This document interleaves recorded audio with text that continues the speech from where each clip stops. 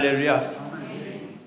영국의 경제학자 케인즈라는 사람이 이런 용어를 쓰기 시작했습니다. 현대는 풍요 속의 빈곤의 시대라고. 풍요 속의 빈곤이라고. 그러니까 풍성한데 가난이라는 얘기입니다. 물질적으로 얼마나 풍성하냐고요? 근데 마음으로, 정신으로는 가난하고 공허하다 보니까요, 뼛속 깊이 뭐가 와요? 외로움이 온대요. 뼛속 깊이. 그래서 외로움에 대해서 한국의 정호성 시인이 수선화에게라는 시를 썼는데요. 한번 영상으로 한번 보시고 제가 낭독해 드리겠습니다. 울지 마라. 외로우니까 사람이다. 살아간다는 것은 외로움을 견디는 일이다. 공연이 오지 않는 전화를 기다리지 마라. 눈이 오면 눈길을 걸어가고 비가 오면 빗길을 걸어가라. 갈대숲에서 검은 도요새도 너를 보고 있다. 가끔은 하나님도 외로워서 눈물을 흘리신다.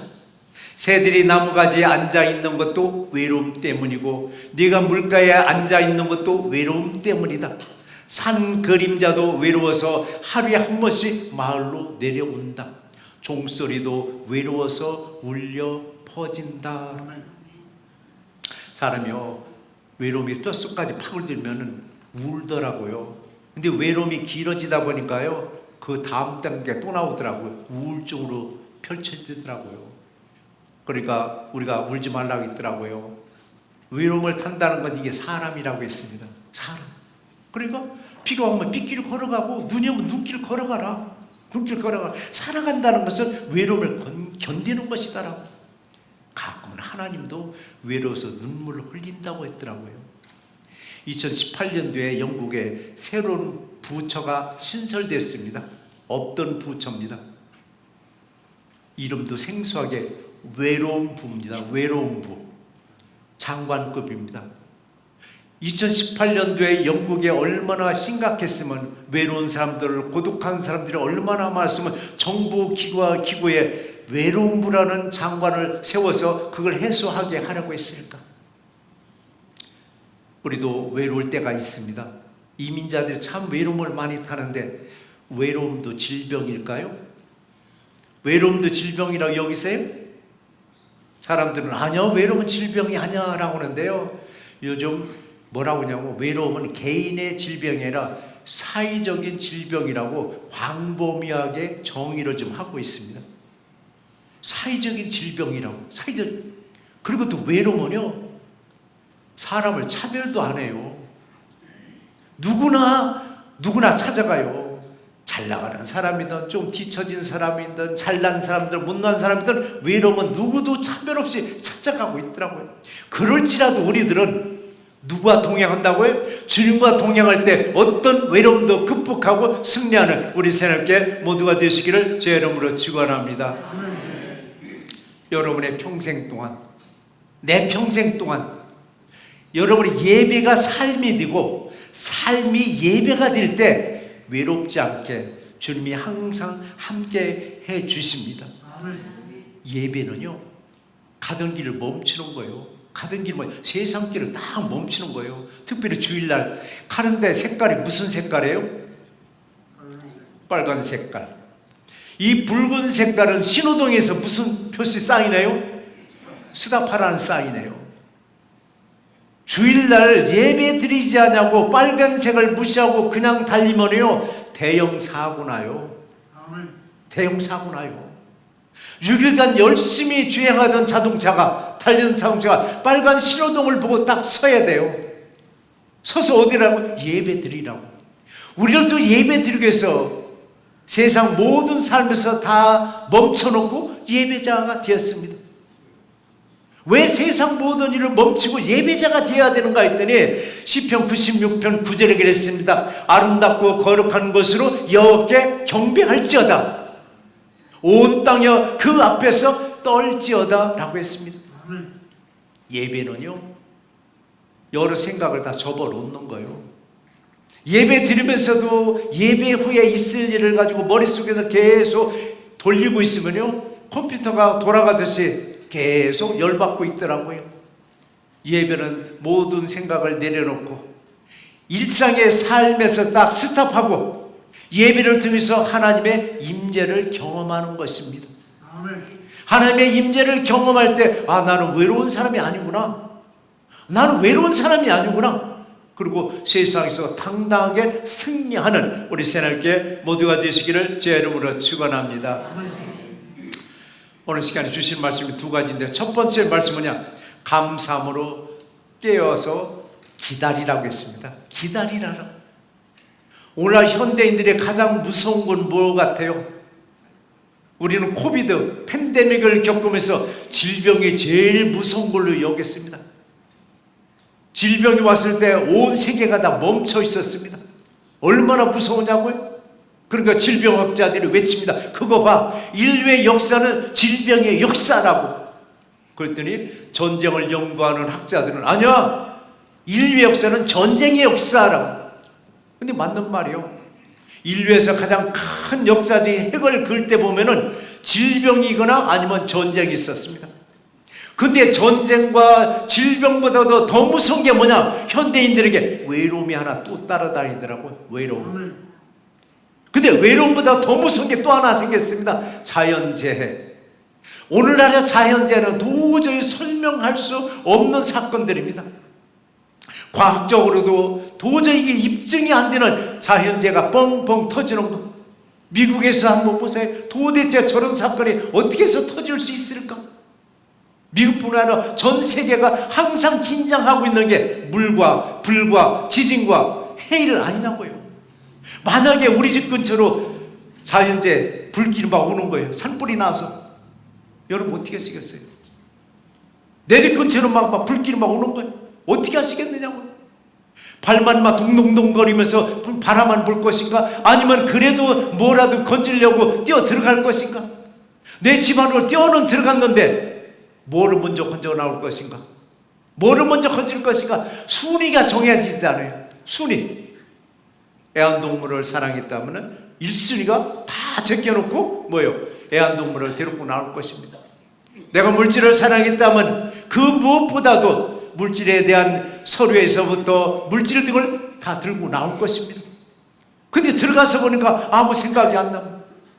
아무 생각이 안 나서 그냥 하나 뭐를 들고 나왔는데 그걸 뭘 들고 나왔나 했더니 성경책을 들고 나왔다고 합니다. 아멘. 할렐루야. 어떤 상황에서도 항상 내 믿음을 지키실 때 하나님이 그 다음 문제를 반드시 해결해 주실 줄 믿습니다. 뭐라도 건져보려고 사람들이 막 말리는 데도 막 들어가는 거예요. 일단 들어가서 보니까 그때부터는 생각이 안 나더랍니다. 어느 경험한 분이 그러더라고요. 만류하는데도 불구하고 그래도 뭐라도 건져보려고 딱 들어갔는데 머리가 하얗더랍니다. 왜? 밖에 불은 막 점점점 나가는데 막 우리 집으로 다가오지. 뭘 먼저 건질까? 요걸 쳐다봤더니 요것도 쓸모없고, 저걸 쳐다봤더니 저것도 부질없는 거고. 그래서 눈에 딱 띄는 게 하나 있어서 하나님의 말씀책이 눈에 띄더랍니다. 그거 하나, 손 떼묻는 성경책 하나 들고 나왔는데 이 사람은 실패한 건가? 아니요, 다 건진 겁니다.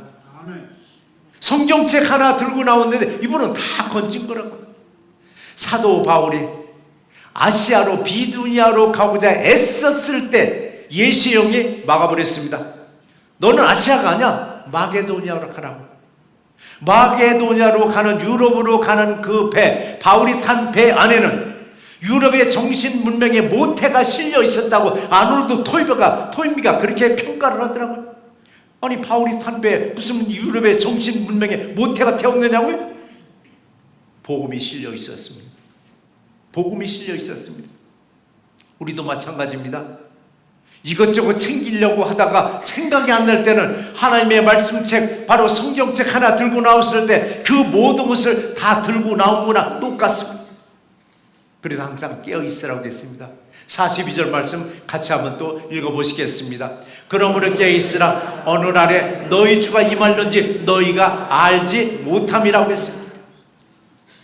소돔성이 하나님의 진노로 막 불탑니다. 하나님이 경고합니다. 롯의 가족들에게. 또 소돔성을 벗어날 때 절대 뒤돌아보지 말라고, 앞만 향해서 소알성 쪽으로 가라라고. 근데 하나님의 경고, 이건 명령이었습니다. 반드시 돌아보지 말라고 했습니다. 근데 하나님의 경고를 받아들이는 사람이 있습니다. 분명히 받아들입니다.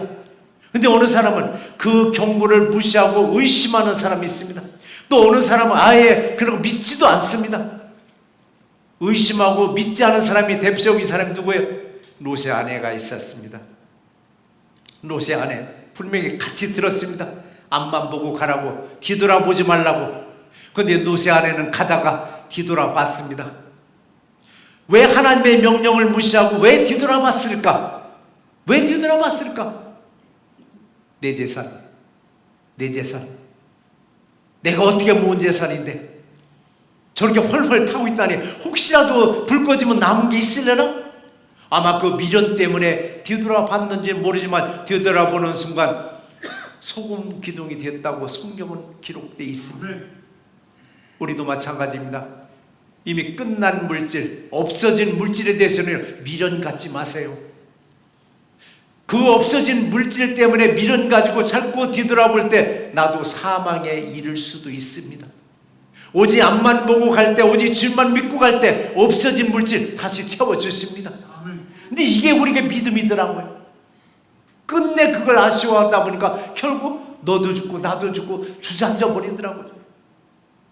자현재는요, 자연의 보복과도 같다고, 인간의 오만함이 자연을 우습게 여긴 결과라고 얘기도 하지만서도요, 그보다도 더 큰 건 모든 자연 만물을 관리하고 통치하고 계시는 주님의 손에 달려있음을 우리는 아셔야 됩니다. 어떤 상황에서도 우리는 감사할 줄 알아야 돼요.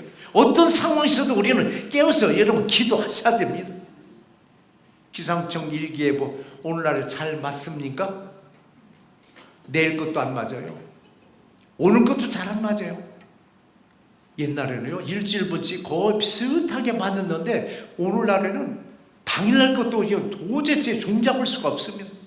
그런데도 재난예보도 많이 합니다. 재난예보. 물론 그게 맞았다 할지라도 감당을 못하는 거예요. 사람 목숨을 하나 건졌는데 그 피해액은 어마어마해요. 또 그나마도 재난예보도 자꾸 빗나고 오보가 되더라고요. 왜 자꾸 빗나가는가? 왜 맞지 않는가? 요즘은 AI 시대인데 왜 맞지 않는가? 맞지 않을 수밖에 없는 이유가, 오늘 43절의 내용을 보면은요, 도둑이 어느 시각에 올지 어느 때에 올지 그걸 알면 주인이 지켜서 도둑을 막게 하겠느냐고요. 근데 도둑이 그렇게 어리석으냐고요. 도둑이 그렇게 미련스러우냐고요. 어리냐고. 언제 올지 알고 찾아가는 도둑이 어디 있느냐고요. 은밀한 중에 아무도 모르는 중에 다 가서 가져올 거 다 챙겨오더라고요. CCTV 무용지물이더라고요. 그런 말 있잖아요. 도둑 맞으려면 뭣도 안 짓어요? 개도 안 짓는데요. 그런 재밌는 말이 있잖아요. 정보 고관집에 자기 재산을 지키기 위해서 CCTV에서부터 맹경까지 얼마나 철통같이 지키고 있을까? 근데 도난을 당하는 거예요. 이상하다. 개를 몇 마리나 키우는데 왜 개가 짖지 않나? 개가 짖지 않나 하고서 CCTV를 들다 보니까 개가 도둑을 반기고 있더랍니다. 왜 그런가 했더니 자기 집 주인은 더 큰 도둑이니까 요 정도 도둑이야 하면서 꼬리치더랍니다. 우스운 얘기 같지만서도, 무슨 얘기겠지만 당하려면요 감당 못합니다. 당하려면. 그럴지라도 주님은 언제 오실지 우리는 몰라요. 언제 어느 때 오실지라도 우리는 뭐를 해야 돼? 웰컴할 수 있는 믿음이 돼야 됩니다. 아니 조금 더 있다 와. 조금 더 있다 와. 우리 애들 결혼식은 봐야 돼. 그래서 연장해줬어요. 그래 니들 자식 결혼식 끝나면 올게. 그 또 온다고 하니까 아니요 우리 손주들 결혼식도 봐야 돼. 오지 말라는 얘기입니다. 우리가 오지 말라 한다고 주님 안 오셔요? 오라 한다고 오셔요? 어느 사람이 힘드니까 주여 어서 오시옵소서 오시옵소서. 아니야 나 네 말 믿고 내가 가는 게 아니야. 내 계산법대로 나는 갈 거야 라고. 그래서 우리는 언제 어느 때 오실지라도 웰컴할 수 있는 믿음, 이게 뭐냐? 항상 감사하는 거예요. 어떤 상황에서도, 특별히 11월 달은 감사 달이잖아요. 뭐든지 감사하는 거예요. 항상 깨어서 준비하세요. 성령님이 반드시 여러분의 삶을 지켜주실 줄 믿습니다. 그럼에도 마지막 때 난 무엇을 지킬 것인가? 여러분, 마지막 때 무엇을 지킬 것인가? 내 가족들을 지킬 것인가? 내 재산을 지킬 것인가? 그보다도 내 믿음을 지키세요. 내 믿음을 지키시면 됩니다.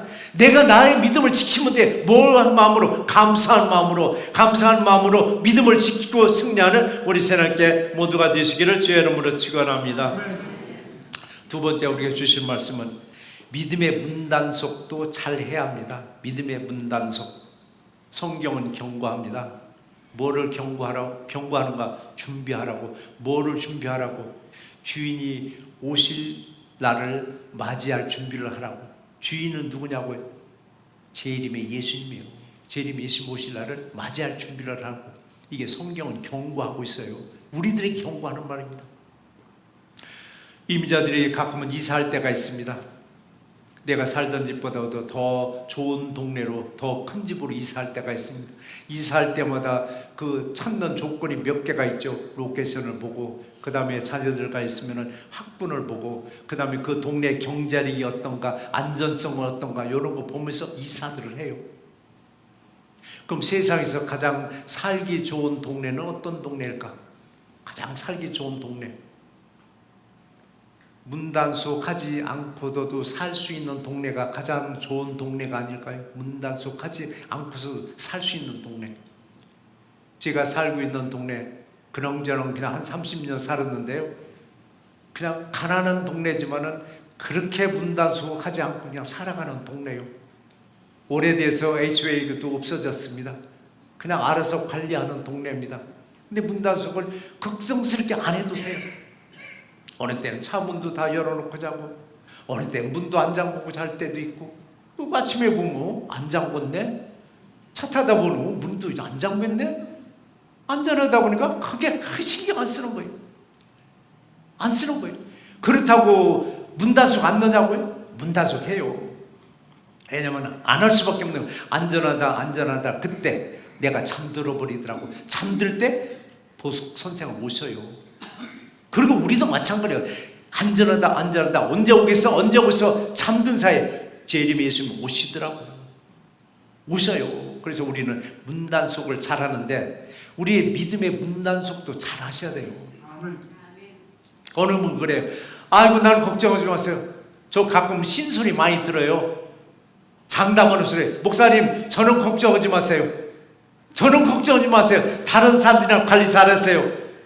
그러죠? 그 다음날 시험에 들어가지고, 목사님, 나 교회 떠나야 될 것 같아. 목사님, 나 이제 모든 거 다 내려놔야 될 것 같아. 아니, 어제까지만 해도 장담했잖아요. 나는 걱정하지 말라고. 근데 생각해보니까 아니더라고요. 여러분, 장담하는 그 순간 교만이잖아요. 교만한 순간 마귀가 파고들어서 휘저어 버리니까 갑자기 시험거리가 생각나는 거. 아무것도 아닌데 괜히 섭섭하게 드는 거예요. 그래서 우리 믿음의 문단속 잘하는 겁니다. 믿음의 문단속. 44절에서 그랬습니다. 너희도 준비하고 있으라. 너희도 준비하고 있으라. 생각지도 아니할 때 누가 온다고? 인자가 온다고 했더라고. 인자는 뭐냐? 재림 예수님이 오신다고 했습니다. 오신다라고. 믿음의 문단속은 뭐냐고요? 세상 유혹으로부터 지키는 게 문단속이에요. 세상 유혹으로부터. 우리 마음밭은 4개 밭으로 나눠져 있습니다. 첫 번째는 길가밭, 그 다음에 돌짝밭, 가시덤불밭, 옥토밭. 이 중에서 길가밭, 우리 믿음 생활에 수십 년 했는데, 성경책 들고 수십 년을 교회는 왔다 갔다 시계추만에 했는데, 항상 길가밭이 뭐냐? 말씀이 떨어지면요, 새가 와서 콕 집어가 버려. 말씀이 떨어지기만 하면은 새가 콕 집어가, 여기를 성경 뭐냐? 마귀라고 있더라고. 마귀라는 말씀을 뺏어가 버려. 그게 은혜 받을 만하면 뺏어가 버려. 겨우 좀 앞서서 돌짝밭 되니까 뭔가 지금 음이 돋는가 싶으면은 마귀가 와서 없애버려. 우리 믿음의 문단속 안 하면요, 평생 그냥 길가밭이 되는 거예요. 말씀이 내 안에 뿌리를 못 내리는 거예요. 뿌리 내릴만 하면 가서 마귀가 와서 뺏어가고. 우리는 항상 믿음의 문단속을 잘하는데, 예수님이 오실 때는 항상 열려 있어야 됩니다. 기름 준비한 열처저 중에 5천년 기름을 준비했고 5천년 기름 준비 못해서 문이 닫혀버린 사람 혼인집에 들어가지 못하러. 자, 우리 다음 주일은 추수감사절 예배입니다. 다음 주일 날은 추수감사절 예배 중에 어린이 세례식도 있습니다. 어린이 세례식, 2명의 어린이가 세례를 받아요. 그리고 성찬식도 있어요. 우리 교회 25년, 만 24년인데요.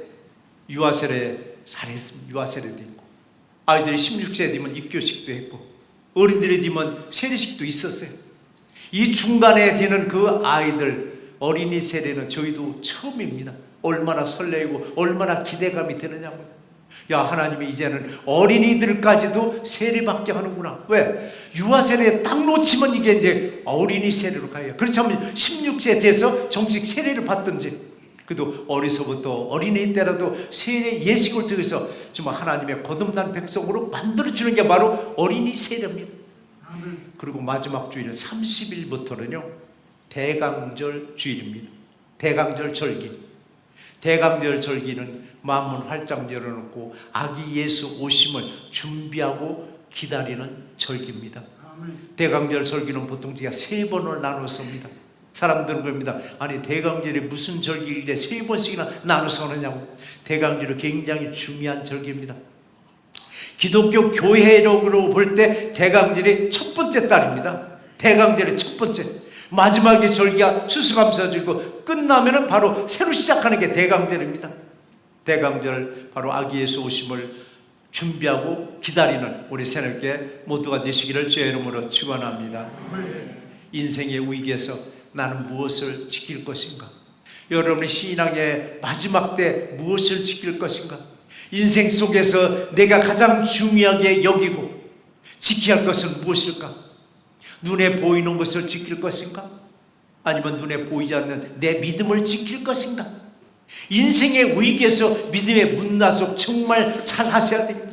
세상은 틈만 보면 파고들어서 유혹해서 믿음에서 멀어지게 하려고, 예배에서 멀어지는 삶을 만들려고 하는 게 뭐냐? 마귀의 계략이기도 합니다. 눈에 보이는 재물은 도둑맞아도요 그냥 사면 돼요.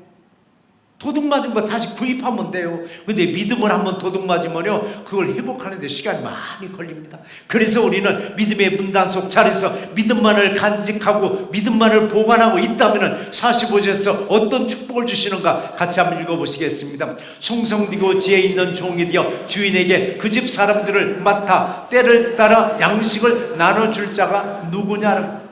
여기서 보니까 종도 나오고 주인도 나오고 양식도 나오더라고요. 주인은 누구예요? 다시 오실 제 이름이 예수님이요. 종은 누구냐? 저와 여러분들이요. 많은 사람들에게 나눠줄 양식이라고 했습니다. 양식은 뭐냐고? 하나님 말씀이에요. 이 말씀을 나눠줄 자가 누구냐 했더니 충성스럽고 지혜로운 종이라고 했습니다. 충성스럽고 지혜로운 종. 믿음의 문단속을 잘했더니 많은 사람들에게 양식을 나눠줄 모든 소유를 맡긴다라고. 이때 여러분의 그릇이 좀 커야 됩니다. 그릇이 간장 종재기 많으면 거기다 무슨 축복을 받겠느냐고요. 이 한방 많은 그릇이 돼야 많은 것을 받아가지고 나도 많은 것을 나눠줄 수 있지 않느냐. 마지막 때 너 넓은 그릇이 돼서 많이 받아서 많이 나눠줄 수 있는 우리 새롭게 모두가 되시기를 주의 이름으로 축원합니다. 주인이 충성된 종에게 어떤 축복을 주시는가? 47절 내가 진실로 너에게 이르노니 주인의 그 모든 소유를 그에게 맡기리라. 주인의 모든 소유를 누구에게? 저와 여러분들에게 맡긴다라고 했습니다. 믿음의 문단속을 잘해서 믿음을 지킨 사람들을 충성된 종, 지혜로운 종 누군가 했더니 저와 여러분인 줄 믿습니다. 이런 종이 복이 있다라고 했습니다. 우리는 신앙생활하면서 복을 받아가면서 신앙생활해야 됩니다. 뭐 일확천금박자 돈이 떨어져 복이 아닙니다. 하나님부터 인정받을 때 우리는 나도 모르게 복된 사람이 이루어지더라고. 하나님께 인정받는 거. 내가 나는 누구라고 뭐 자랑할 게 아닙니다. 하나님 먼저 하시더라고. 사람들에게 내가 누구라고 아무리 자랑해도 사람들이 먼저 하더라고요. 이런 종에게 복이 있다라고 했습니다. 우리도 믿음의 문단속을 잘 해서 믿음을 지켜야 합니다. 근데 이와 반대되는 사람들, 세상 재산을 지키기 위해서 혈안이 되어 있습니다. 온갖 방법 시설을 다 합니다. 온갖 시설을 다 갖춰놓습니다. 개라는 개는 다 풀어서라도 자기 재산을 지키려고 합니다. 자기 재산을 지키려고. 그런데 자기 믿음의 문단속을 못합니다. 믿음의 문단속을 못하니까 세상 육으로 다 뺏깁니다. 다 빼앗기고 나니까 어떤 현상이 일어나냐, 믿음을 먼지 털리듯 탈탈 그냥 도둑 맞아 버립니다. 믿음을 도둑 맞고 나니까요, 어떤 현상이 일어난 줄 아세요? 어제까지만 해서 목사님 나는 외롭지 않아요, 주님과 함께하는 게 외롭지 않아요 하던 사람이 믿음을 탁탁 털고 도둑 맞고 나니까 하는 말이 있으면, 목사는 왜 이렇게 외로워? 목사는 왜 이렇게 외로워 죽겠어? 아니 와이프도 있잖아요, 남편도 있잖아요, 왜 이렇게 외로우냐고. 안 돼, 몰라, 이렇게 외롭다라고. 가족들이 있어도요 외로움 타는 분들이 계시더라고요. 이런 분들한테 다른 방법 없습니다. 하나님의 말씀으로 채우셔야 됩니다. 하나님의 말씀과 은혜로 채우지 않으면요, 가족들이 있어도, 남편이 있어도, 부인이 있어도 외로움 탄다고, 뼛속까지 아주 외롭다라고 그러는데, 이게 맞는 말이에요. 그러면 이 외로움을 극복하는 방법을 세상에서 찾더라고요. 세상에서 그 외로움을 극복하고 뭘 찾아? 먹고 마시고 즐기는 일에 최선을 다하더라고요. 먹고 마시고 즐기는 일에 최선을 다하는데 날짜가 또 중요해. 꼭 주일날 먹고 마시고 즐기는 일에 아주 목숨 걸어버리더라고요. 왜 하필이면 주일날 그러느냐고요. 주님 보라는 듯이, 주님 보라는 듯이 꼭 주일날 먹고 마시고 즐기는 일에 목숨 거는데, 여러분 주님 섭섭하게 하지 마세요. 주님도 섭섭해요. 내가 너를 구하기 위해서 내가 어떻게 했는데 너는 나 보라는 듯이 주일날 그렇게 먹고 마시고 즐기는 쾌락을 즐기느냐? 이런 분들이 왜 그러는지 아세요? 기다려도 기다려도 주인이 안 오는 거예요. 기다려도 기다려도 주인이 안 와. 재림하실 예수님이 안 온 거야. 그러니까 어쩌면 안 올지도 모른다고 자기들 멋대로 살아가는데, 분명히 주인은 온다고 했습니다. 재림 예수님 반드시 오신다고 했습니다. 항상 오실 날을 기다리는 우리 모두가 되시기를 제 이름으로 축원합니다. 그래서 주인은 다시 오시는데, 주인은 누구를 말하냐? 재림하실 예수님 말씀하시는 거예요. 재림하실 예수님이 언제 어느 때 어디로 가겠다고 경고했으면 얼마나 속 시원하냐고요. 언제 오느냐? 생각지도 아니한 날, 알지도 못하는 시간에 본문에는 종의 주인이 온다고 했더라고요. 이걸 호련히 온다라고. 우리에게도 무슨 일이 호련히 닥칠 때가 있습니다. 누구도 알지 못하는 시간에 주인은 온다고 분명히 약속했습니다. 2000년 전에 예수님은 승천하시면서 너희가 본 그대로 천사들의 나팔 소리와 함께 구름 타고 내가 다시 오리라라고. 우리 이거 믿어지느냐고. 이게 믿음이에요. 이걸 믿어지느냐고. 사람들 그래, 와봐야 알죠. 와봐야 알죠. 와봐야 알죠는 이미 끝난 거예요. 2000년간 오지 않았는데 뭐 이제 오시겠어? 2000년간 오신다 여정 안 왔으니까 이제 오시겠어? 의심하는데 분명히 다시 오심을 믿고 기다리는 우리 새날개 모두가 되시길 바랍니다. 또한 초림에 예수 오심을 준비하고 기다리는 게 바로 대강절이라고 조금 말씀을 드렸습니다. 대강절 절기는요, 이번 주 마지막, 이달 마지막 주 30일부터 성탄절 전날까지입니다. 그냥 막연하게 준비하고 기다리는 게 아니에요. 감사가 있어야 됩니다. 무슨 일이든 감사가 있으면요 그냥 넘어가는 거예요. 감사 충만한 사람은요 웬만큼 어떤 사건이 있으냐, 그래 그럴 수도 있지, 그럴 수도 있지, 오죽하면 나한테 그랬겠느냐고 그냥 넘어가요. 감사가 메말라 가보세요. 좋은 말 했는데도 그걸 꼬투리 잡더라고요. 좋은 말 했는데도. 우리 대강절을 보내면서 맞이할 준비를 하면서 감사가 있어야 됩니다. 감사한 믿음으로 문단속 먼저 잘하시고 아기 예수 오심을 준비하고 기다리고 다시 오실 이름의 예수님도 준비하고 기다리는 우리 새날개 모두가 되시기를 제 이름으로 축원합니다. 말씀을 한번 정리해 보겠습니다. 사람은 언제든 위기를 맞이할 수 있는데 나의 위기를 슬기롭고 지혜롭게 넘길 것인가, 아니면 아예 포기할 것인가. 인생의 위기 앞에서 푸념하기를 내게는 사람이 없다고 외로워하거나 인복도 없다고 하는데, 여러분 인복은 내가 남의 도움이 되어줄 때 인복 있는 삶이 이루어집니다. 인생의 위기에서 난 무엇을 지킬 것인가? 눈에 보이는 물질을 지킬 것인가? 아니면 보이지 않는 내 믿음을 먼저 지킬 것인가? 무엇보다도 내 믿음을 지키셔야 합니다. 주님이 함께하면서 외롭지 않게 지켜주시고 믿음으로 굳게 설 수 있도록 붙잡아 주십니다. 누구나 외로움을 간직하며 살아간다라고, 어느 시인의 노래처럼 외로우니까 사람이다라고 했습니다. 맞는 말씀입니다. 그러나 나와 동행하는 주님이 계시니 우리는 외롭지 않습니다. 외로울 때 더욱 주님과 가까워지세요. 어떤 방법으로? 말씀과 찬송과 기도로 주님을 찬양할 때 나와 동행하면서 나와 함께 하심에 감사하는 우리 새날개 모두가 되시기를 제 이름으로 축원합니다.